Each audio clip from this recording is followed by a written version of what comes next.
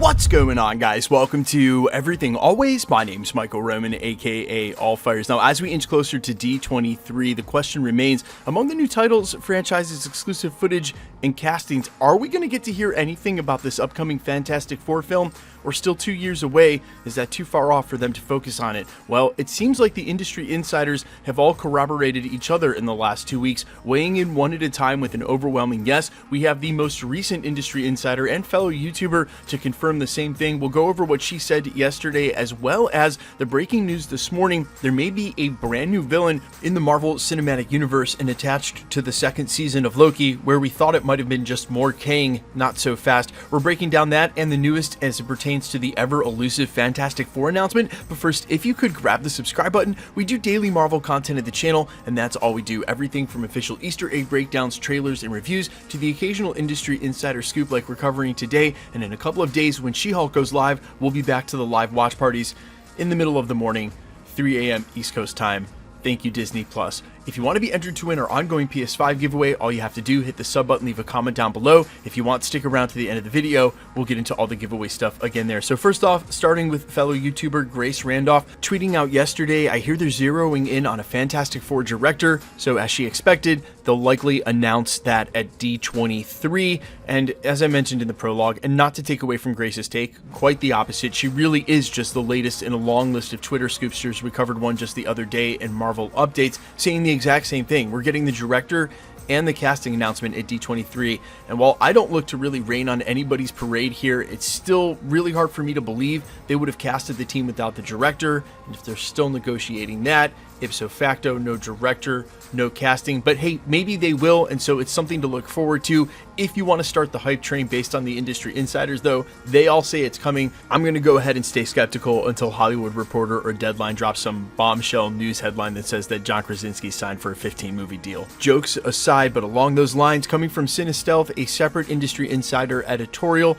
saying that a super huge actor might have been cast as a villain set to debut in Loki Season 2, and if true, would break the internet for several reasons beyond just hype, then added that it's not a Kang variant, by the way. Now, I already know we're going to see a ton of social media headlines, especially that attempt to say that Kang is not the villain in Loki Season 2, but I don't take this to be mutually exclusive, and you have to expect for the rest of the multiverse saga, at least until Kang Dynasty and maybe even Secret Wars, his narrative through line, he's going to be a part of every story, especially Loki Season 2, where he's the reason the TVA was set up, and for at least a couple of characters in that show, he's tied to what happens with their arc. So there's no way he's not involved, at least on some level, but this may be another Marvel villain, and what might have been missing from the very first show, someone to drive the action. Now, I know that wasn't the purpose of the show, and they set up a ton via the dialogue, but really, this would be an awesome way to explore what they can do with Loki in an action sense, and really would be completely different from the first season. Sylvie really wasn't the villain, and neither was the TVA. They were just puppets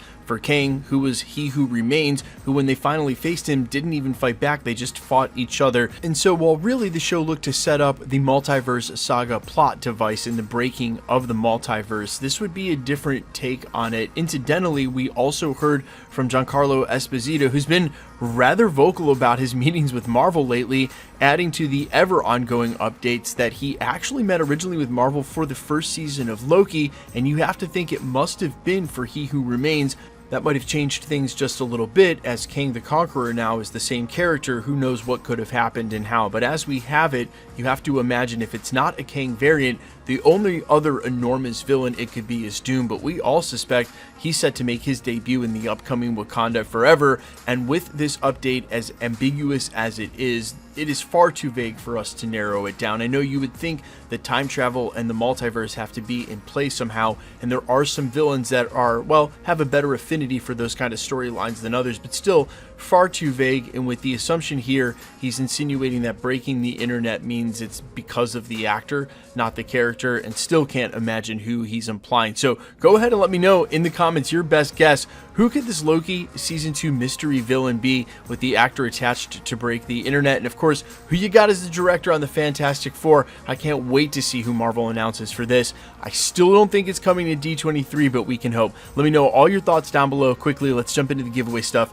before I let let you go. We are still giving away PlayStation 5s every 20,000 subscribers all the way up to 1 million. The next milestone is 980. If you want to be entered to win, all you have to do, hit the subscribe button, leave a comment down below. That automatically enters you to win our ongoing PS5 giveaway and any other giveaway we're running at the time, because it's truly random. The more videos you comment on, the better chance you have of winning. All winners will be announced at the end of videos like we're doing here. The best way to keep up with the content has always been to hit the notification bell with all notifications turned on. And as always, if you like today's video, I'd appreciate it if you'd hit the like button. My name is Michael Roman. You can find me over on Instagram and Twitter at I'mFires. You can also find me on Spotify, YouTube, Amazon, Apple, iTunes under the name AllFires. And while I sincerely appreciate you checking my music out, thanks for checking this channel out. Stick around. We'll be posting again real soon.